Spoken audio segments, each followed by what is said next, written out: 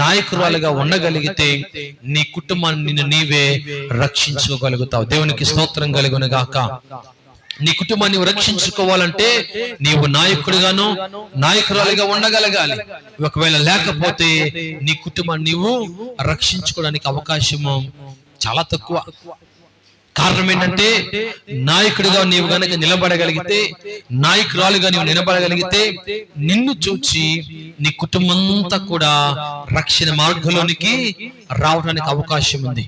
ఎందుకో తెలుసండి, ఒకవేళ మీ భర్త రక్షించబడలేదు అనుకోండి, మీ భార్య రక్షించబడలేదు అనుకోండి, మీ పిల్లలు రక్షించబడలేదు అనుకోండి, మీరు మళ్ళీ ఏదన్నా అన్నారు అనుకోండి, వాళ్ళు తిరిగి ఏమనకూడదు, వారిని ఏమి అనకూడదు. భార్య రక్షించబడింది, భర్త రక్షించబడలేదు. భర్తకు తెలియదు కోప్పడకూడదని, భర్తకు తెలియదు దూషించకూడదని, భర్తకు తెలియదు అపహాస్యం చేయకూడదని, భర్తకు తెలియదు అపహేళన చేయకూడదని. కానీ భర్త ఏం చేస్తాడు?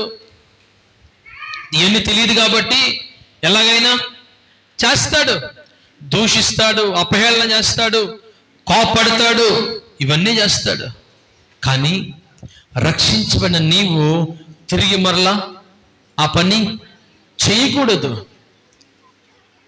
కానీ మనం ఏం చేస్తామో తెలుసా? పాపం భర్త ఒక్క మాట అంటే చాలు, మరలా నోరెత్తకుండా 10 మాటలు చెప్తాం మనం. ఒకవేళ భార్య రక్షించబడకుండా ఉందనుకోండి, భర్త రక్షించబడితే భార్య ఏదైనా ఉందనుకోండి, రక్షించబడిన భర్త ఏం చేయకూడదు? దూషణకు ప్రతిదూషణ చేయకూడదు. కానీ భర్త రక్షించబడినా సరే దూషించాడు అనుకోండి, భార్య మారుతుందా? మారదు. రక్షించబడిన భార్య దూషిస్తే భర్త మారతాడా? మారే అవకాశం లేదు. కారణం ఏంటి తెలుసా? వారు అనుకుంటారు, వీడు రక్షించబడ్డాడు కానీ, ఈమె రక్షించబడింది కానీ తనలో ఈ రక్షణ ఏమంటారు, ఈ రక్షణకు సంబంధించినటువంటి ఏ కార్యమో వీరిలో కనపట్టలేదు. అలాంటప్పుడు మనం రక్షించబడినా ఒకటే, రక్షించబడకపోయినా ఒకటే. ఈనాడు చాలా మంది సంఘాల్లో లేకపోతే మన కుటుంబాల్లో చాలా మంది రక్షించబోవడం కారణం ఏంటో తెలుసా? ఇదే ముఖ్య కారణం. భార్య రక్షించబడి ఇంకా పాపేశ్వర బ్రతుకుతుంటే భర్త మారతాడా? భర్త మారు మనసు పొంది ఇంకా పాప మార్గంలో నడిస్తే భార్య రక్షించబడుతుందా? పిల్లలు మార్చబడతారా? పిల్లలు సరైన మార్గంలో నడుస్తారా? నడిచే అవకాశం లేదు. కారణం ఏంటో తెలుసా? నిన్ను చూచి వారు మరలా ఇంకా పాపంలో బ్రతుకుతారే తప్ప ఆ పాపైపోయి యేసు నుంచి బయటకు రావాలనే ఆలోచన వారిలోనికి కొంచెమైనా రాదు. ఇంకా మళ్ళీ ఎవరన్నా ఏమంటారు, బూతులు ఆడేవారు ఉన్నారా? ఇక్కడ ఎవరో చెప్పరు, టైం వస్తే కానీ మాటలు వస్తాయి బయటికి. మనలో కనిపించే వాళ్ళేమో చాలా నెమ్మదిగాను అసలు ఏ మాట రాని వల్ల కనిపిస్తాం. కానీ కోపం వస్తే మాత్రం రక్షించబడిన వ్యక్తి కన్నా మనం చాలా స్ట్రాంగ్గా నిలబెడతాం. రక్షించబడిన వ్యక్తి అన్నని మాటలు కూడా మనము మన ఈ నోటుతో అనగలుగుతాం. దయచేసి దేవుని సంగమా, ఒక్కసారి నిన్ను నీవు పరీక్షించుకో. ఎందుకంటే ఒకవేళ నెహెమ్యా అదే స్థితిలో ఉంటే తనతో వచ్చిన వారు కానివచ్చు, అక్కడ ఉన్నవారు కానివచ్చు, ఏం చేసేవారు తెలుసా? నెహెమ్యాకి ఎంత మాత్రము సహకారులుగా ఉండేవారు కాదు. కానీ నెహెమ్యా ఎప్పుడైతే ఒక నాయకుడిగా నిలవబడి వారితో ఎలా సంభాషించాలో అలా సంభాషించాడు, వారికి ఎలా వివరించాలో అలా వివరించాడు, వారికి ఎలా చెప్పాలో అలా చెప్పగలిగాడు. కాబట్టి వారందరూ కూడా నెహెమ్యాతో నిలబడి పని ముగించగలిగారు. దేవునికి స్తోత్రం కలుగును గాక. ఈనాడు నీవు నేను కూడా అలాంటి లక్షణాలు కలిగి ఉండగలిగితే, నీ కుమారులు, నీ కుమార్తెలు, నీ భార్య, నీ భర్త, నీ అల్లుళ్ళు ఎప్పుడో ఏం చేసేవారు? రక్షణ మార్గాన్ని కన్నులారా చూచేవారు, రక్షణ మార్గాన్ని తెలుసుకునేవారు. దేవుని కొరకు వారు కూడా నిలబడేవారు. దేవుని సంఘం, ఒక్కసారి ఈ మాటలు జాగ్రత్తగా వినాల్సిందిగా మీకు ప్రేమతో మనవి చేస్తున్నాను. కాబట్టి దేవుని సంఘమా, ఇంకను మనలో అలాంటి స్థితిలో మనం ఉంటే గనక మనల్ని మనం మన జీవితాల్లో మార్చుకోవాలి. కారణం ఏంటంటే, మనము సామెతలు చెప్తుంటాం కదా, కాకిలాగా కలకాలం బ్రతికే కంటే హంసలాగంట ఎన్ని నెలలు, 6 నెలలు బ్రతికితే చాలట.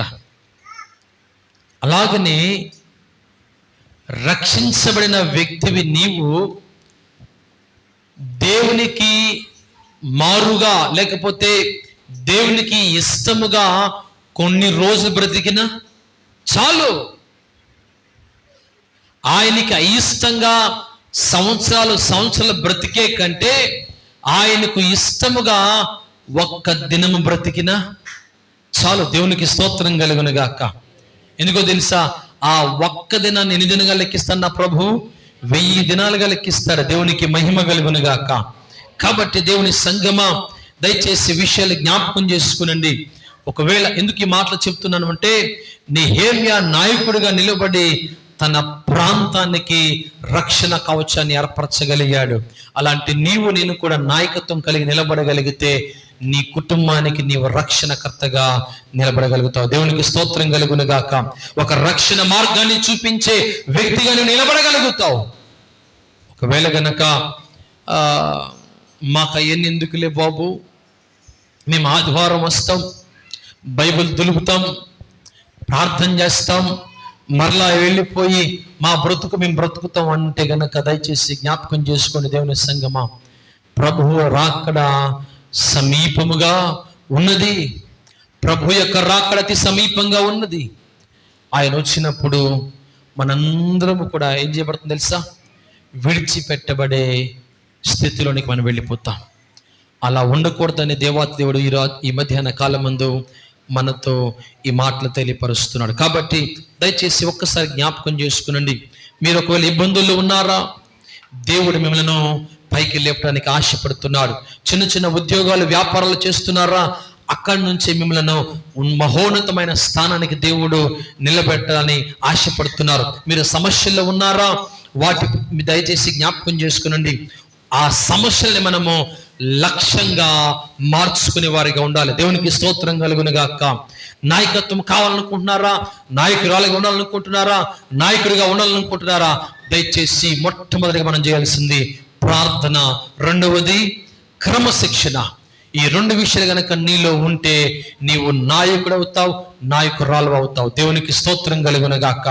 ఎందుకో తెలుసా, మనం నాయకురాలు ఎందుకో తెలుసండి, నశించిపోతున్న వారిని ఏం చేయడానికి, రక్షణ మార్గాన్ని అందించడానికి నీవు నాయకుడు అవ్వాలి. నశించిపోతున్న వారిని తిరిగి దేవుని యొక్క రాజ్య వ్యాప్తిలో వారిని నిలబెట్టడానికి నాయకురాలుగా నీవు అవ్వాలి. అంతేగాని మరొకదానికో నీవు అవ్వాల్సిన అవసరము లేదు. కాబట్టి ఈ మధ్యాహ్న కాలం ముందు దేవుని సంఘమా, మనము కూడా ఒక విషయాన్ని జ్ఞాపకం చేసుకునండి. నెహెమ్యా పుట్టుకతో నాయకుడిగా, ఒకసారి అందరూ మాట వింటున్నారా? నెహెమ్యా పుట్టుకతో నాయకుడిగా పుట్టలేదు. ప్రార్థన, ధైర్యం, విధేయత, వీటన్నిటిని కూడా ఇవన్నీ కూడా నెహెమ్యాని నాయకుడిగా నిలబెట్టింది. దేవునికి స్తోత్రం కలుగును గాక. కాబట్టి దేవుని సంఘమా, ఒక్కసారి నీవు పరీక్షించుకో. నీవు కూడా నాయకురాలుగా ఉండాలని ఆశపడితే గనుక మొదటిగా ప్రార్థన, క్రమశిక్షణ, ధైర్యం, విధేయత, ఇవన్నీ కూడా మనను నాయకుడిగా నాయకురాలుగా నిలబెడతాయి. కాబట్టి అలాంటి లక్షణాలు నీలో ఉంటే గనక నీవు నిజముగా నాయకుడు అవుతావు, నాయకురాలు అవుతావు. అంత మాత్రమే కాదు కానీ నాయకురాలైన నీవు నీ కుటుంబాన్నంతా కూడా రక్షిస్తావు. దేవునికి స్తోత్రం కలుగును గాక. ఏం చేయగలుగుతావు? నీ కుటుంబాన్ని నీవు రక్షించగలుగుతావు, నీ బంధువులు రక్షించగలుగుతావు, నీ స్నేహితులు రక్షించుకోగలుగుతావు, నీ తోటి వారిని రక్షించగలుగుతావు, నీ ఇరుగు పొరుగు వారిని కూడా రక్షించగలుగుతావు.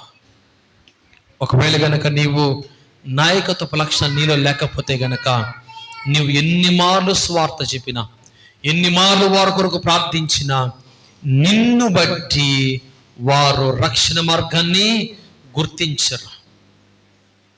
కాబట్టి దేవుని సంఘమా, మధ్యాహ్న కాలం మందు మనము ఏ స్థితిలో ఉన్నామో ఒక్కసారి పరీక్షించుకొని మనము దేవుని కొరకు నిలబడాలి. నాయకులుగా ఉండాలి, నాయకురాలుగా మనం ఉండాలి. ఎందుకంటే మన కుటుంబాన్ని అంతటిని కూడా ఏం చేయడానికి, రక్షించడానికి. మనం చూస్తే గనక బైబిల్ గ్రంథంలో ఆది కాండం 6వ అధ్యాయంలో ఎవరు కనిపిస్తారో తెలుసా మీకు? ఓడను నిర్మించాడు ఒక వ్యక్తి.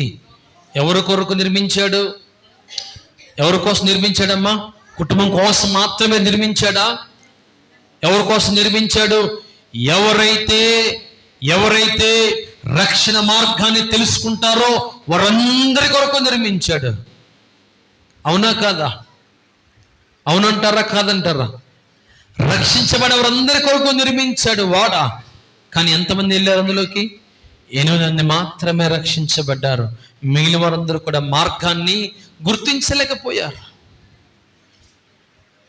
నోవాహు నాయకుడిగా నిలబడి తన కుటుంబాన్ని రక్షించగలిగాడు. తద్వారా రక్షణ మార్గంలోనికి లేదా ఆ యొక్క నోవలోనికి తన ప్రజలను, తన కుటుంబాన్ని సురక్షితంగా ఉంచగలిగాడు. ఈనాడు నేను ఎలా ఉన్నామో ఒకసారి పరీక్షించుకోనండి. ఒకవేళ నీవు అలాగే నాయకురాలుగా ఉంటే నీ కుటుంబాన్ని రక్షించుకోగలుగుతావు. ఒకవేళ గనక అలాంటి స్థితిలో లేకపోతే నీ కుటుంబాన్ని నీవు రక్షించుకోలేవు. కాబట్టి ఈ మధ్యాహ్న కాలం మందు నీ స్థితి ఎలా ఉందో ఒకసారి పరీక్షించుకొని, ఒకవేళ నీ నిజముగా నాయకుడిగా ఉన్నావా, నాయకురాలుగా ఉన్నావా అని ఒకసారి పరీక్షించు. ఒకవేళ లేకపోతే ప్రభు సన్నిధిలో ప్రార్థించు. దేవునికి స్తోత్రం కలుగును గాక. ప్రార్థన ప్రతి పరిస్థితులను మార్చగలదు. నెహెమ్యాని మార్చింది ఆ ప్రార్థన, నిన్ను కూడా మారుస్తుంది. పిల్లలు లేరని ఎంతగానో బాధపడింది. ఎవరమ్మా? హన్నా ప్రార్థించింది, తన స్థితిని మార్చింది. దేవునికి స్తోత్రం కలుగును గాక. వారిని బట్టి కాదు కానీ వారు చేసిన ప్రార్థన బట్టి దేవుడు వారికి ప్రతిఫలాన్ని అనుగ్రహించాడు. నీవు కూడా ప్రార్థించగలిగితే నీ కుటుంబానికి నీవే రక్షణ మార్గాన్ని చూపించగలుగుతావు. దేవునికి స్తోత్రం కలుగును గాక. అట్టి కృప దేవాదేవుడు మనకు అనుగ్రహించి ముందుకు నడిపించును గాక. ఆమేన్. అందరూ తల వంచి ప్రార్థన చేసినట్లయితే